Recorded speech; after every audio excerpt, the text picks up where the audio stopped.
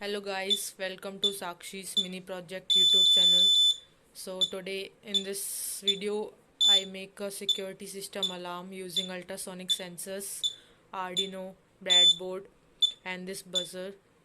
So what it does is whenever someone comes in the range of this sensor, it automatically sends, like I will give you example. When I take my hands closer to this sensor ultrasonic, it starts beeping at faster rate, and when I take it back, then it's beep slower.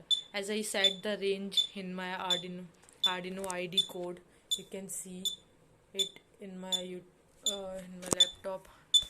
I will provide this code in the description below. You can copy it and you can make this project mini project. So thank you, that's all this is for. And do for more content, do like, share and subscribe. Thank you.